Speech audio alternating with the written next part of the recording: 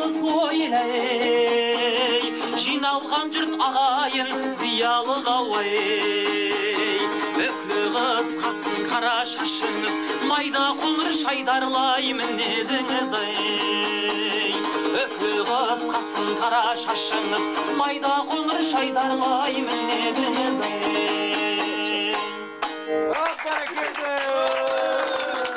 Су жылтырап бүршік ашқан жас талдан, бу бұрқырап қатып қалған тастардан, күн күркіреп жасын ойнап аспаннан, бар тіршілік наурыздан басталған.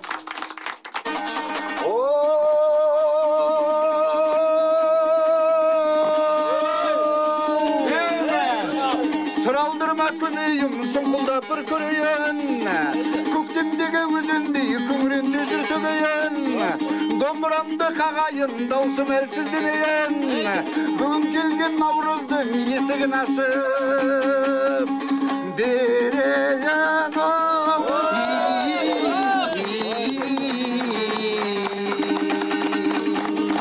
Ал енді жырға берейік кезекті. Жақсылыққа бөленіп әз наурыз, арайланып атсыншы таңдарымыз. Ұлыстың ұлы күні әз наурызда, ақ тілекке толсыншы жан жағымыз. Бәрекелді.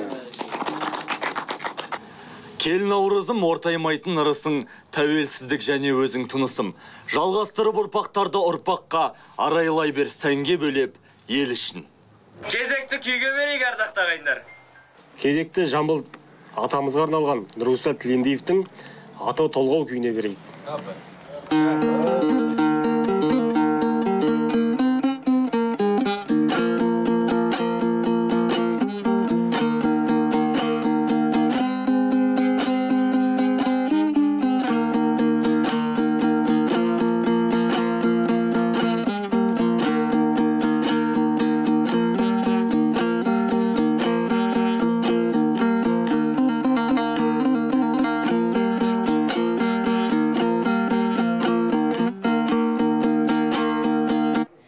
Қайнарындай қалың қуат қайраттың, сен келдің де ғаламшарды жайнаттың.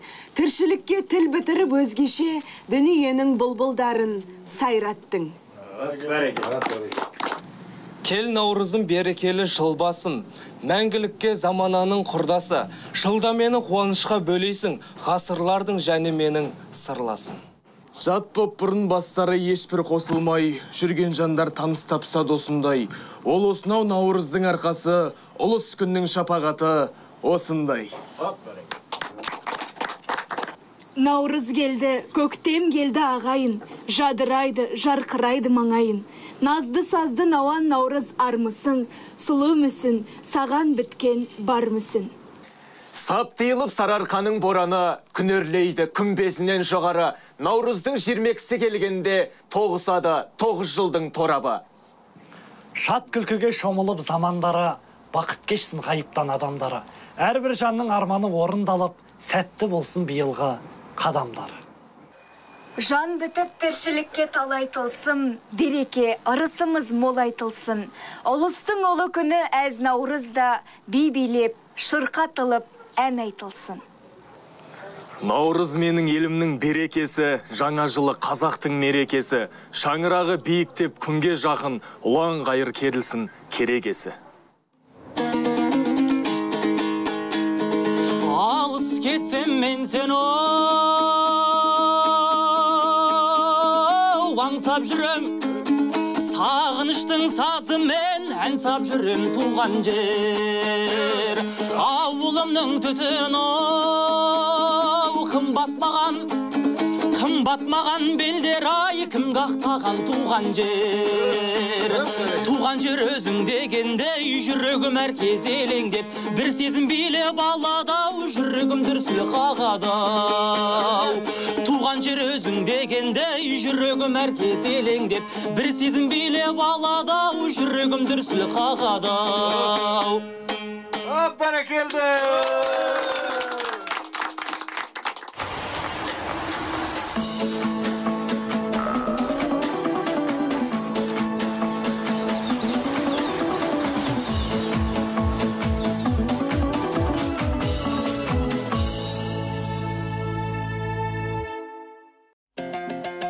Армысыздар, Тұран телеарнасының көрермендері, бүгін бізде әз Наурыз мерекесіне арналған мерекелік жоба.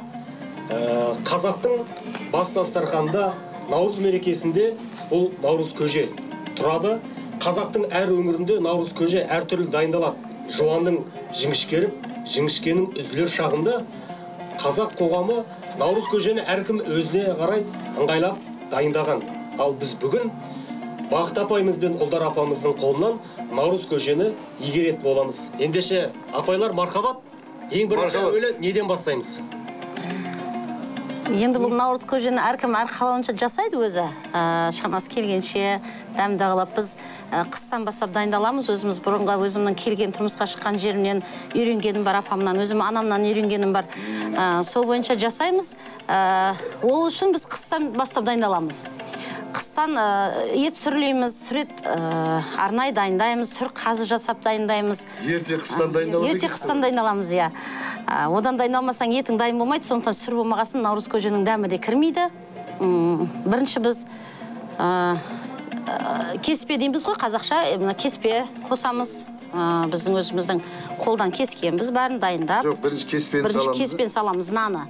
Өйткені тоқ болады, қазақта қосылған кеспе көже қолдан кесіп, тоқшылық болсын деп кеспе қосады. Мынау дәніміз, лобия дейміз, бидай, маш дайындадық біз, потом ноқат дайындадық, ноқат бар ішінде. Ет міне. Мынау ең дәмін кіргізетін сүрет, сүр қазы ішіне ет бәрін турап дайындап қойдық біз. Мынау еттің сорпасы. Майлы, өзі қазының сүзіліп бәрі жасалған дайын, тұзы бәрі өзі қанық. Көжеміз барын тіпті дәмді болайын деп бар. Айтмаңыз. Ең және де қосатыны бұл құртты езгенбіз біз. Құртты езіп ағарғанның біреу айран қосып жатады, одан гөрі майлы өзіміз қолдан жасаған сүзбемізді қосамыз. Айран мен езілген құрттың айырмашылығы қандай? Айырмашылығы оның айранның сары суын аптастаймыз, ысытып құйғаннан кейін қаймағын да алмаймыз, сол майлы күйінше айранды ысытамыз да қалтаға құямыз. Өйткені сары суын алғаннан кейін өзің ең маңызы жақсы дәмді жер қалады. Содан қосамыз. Сосын қоймалжыған су, сары су болмайды ішінде. Таза сорпа араласқан кезде сары сусыз қоймалжып, әдем ең дәмді жері, қою жер қалады. Бәрекелді. Ал ендеше біз мына жерден де ең бірінші ас атасынан деп отамыз. Енді осы жерде ақтан бастап, менің алдымда мына қатық міне. Әр өңірде, бұл жерлерде де әр қалай. Тіпті кейбір өңірлерде құртты жасаған кезде сопақша жасайды, бір жерде домалақ жасайды. Ал енді Бақыт апайымыздың қазір шеберлігін көретін боламыз. Наурыз мерекесі құтты болсын. Біз енді құртты міне, құртты бастайық. Бірінші сүтті аламыз. Сүтті пісіреміз. Сүтіміз сәл суығаннан кейін оны үйітамыз. Сәл аштық осып айран. Одан ертесінде бізде бұл таза құрт. Ештеңе қоспасы жоқ. Ертесінде оны бұрқ еткізіп қайнатып, оны сүзбе қыламыз. Одан ол сүзбеміз міне өстіп құрт болып шығады. Тұзымызды араластырып, өстіп құрт жасаймыз. Міне құртты қалай жасау керек екен көрсетейін мен. Осылай аламыз. Осылай бетіп айналып отырмыз. Апаларымыз жасайды. Аналарымыздан. Міне осылай. Біздің құртымыз. Сізге әсем болды. Бардығы де әдемі. Наурыз құтты болсын. Ақ мол болсын. Ақ мол болсын ағымыз. Қазы жылқының етін қосу керек екен. Сол мынадан қазы қалыпты мен турап. Иә, кішкене. Қазы кішкене еті көптеу болғанын жақсы көреді қазақтар. Иә. Сол үшін мен мына... Ол қанша қазы артық болса да артықтық етпейді, Наурыз көжеге артықтық етпейді. Тек қазымен дәмді болады, өзі сүр қазымен. Мен мына қазыны кесе берейін. Сүретпен. Ал енді мына Ұлдар апа, Бақыт апа, мынау енді ауылдың алты ауыз деп атамыз. Енді қолымыз жұмыста өзіміз әндетіп отырайық. Бір ауылдың алты ауызынан. Бір ән салып тұрсаңыздаршы. Мына көрермендер бүкіл ауыл аймақ қарап отыр қазір. Наурыз айы туғанда, той болушы еді бұл маңда, сақталушы еді сыбаға, сапарға кеткен ұлдарға наурыз айы туғанда. Бәрекелді.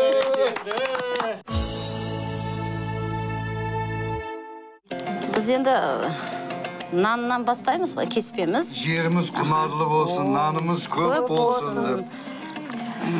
Мол болсын деп, қазір содан мінекей нанымыз саламыз. Одан мынау енді бізде ақ жүгермен осы сары жүгеріміз ғой. Наурыз көженің ең дәмін осыдан көптеу қоса берсек, бұл неғұрлым соғырым дәмді болады наурыз көже. Дәмін кіргізеді. Дәмін кіргізеді. Біз бірге пісіріп алдық ақ жүгері мен сары жүгеріні. Сосын мынау бидайымыз.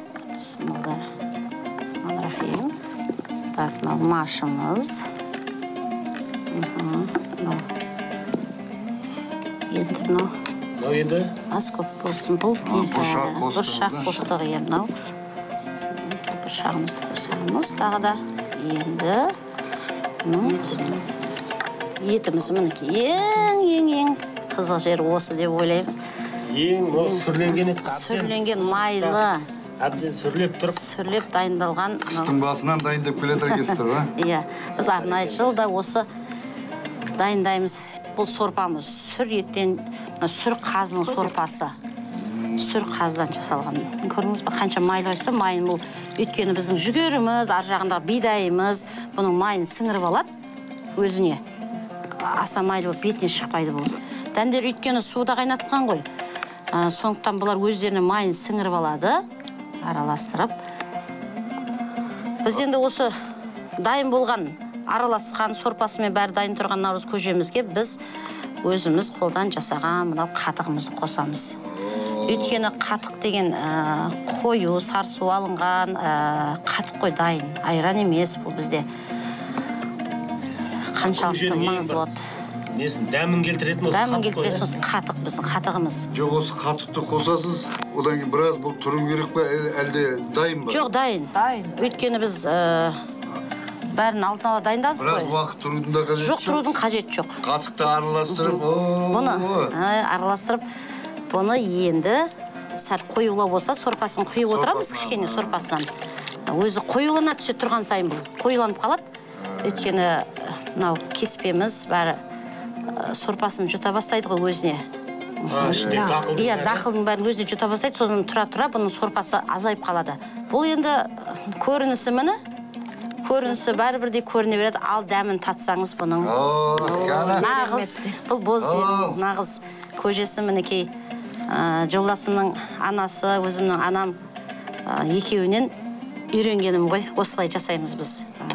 Сол кісілердің үйретіп кеткені, сосын тағы бір айтатын ішінде болады. Енді қадірлі бізге келген қонақтар қадірлі қонақтар болады ғой аға. Әрбір қонағымыздың орны бөлек біздің, сондықтан бір-бір қазыдан бетіне бұлай салып берсе, арнайы салып берсе, мінекейіз өтте. Ой, рахмет сізге.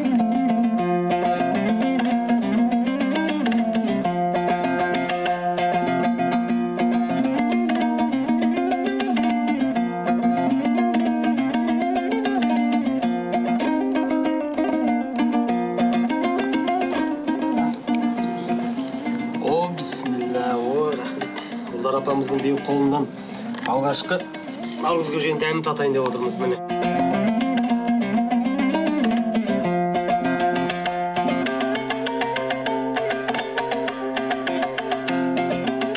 Бақыт апай, мынау сізге ас болсын наурыз көжені.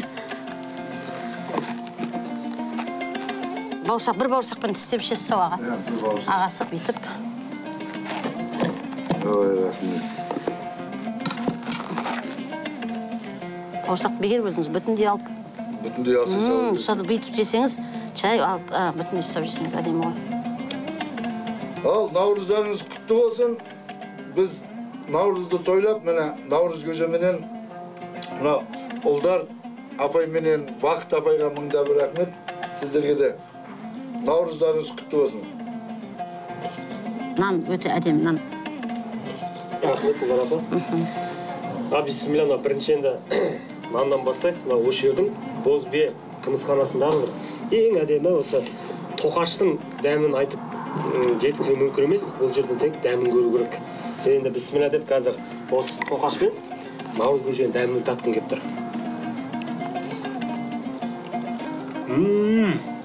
Қазақтың әр өңірінде жаңа айтып өткеніміздей наурыз көже әртүрлі дайындалады ғой.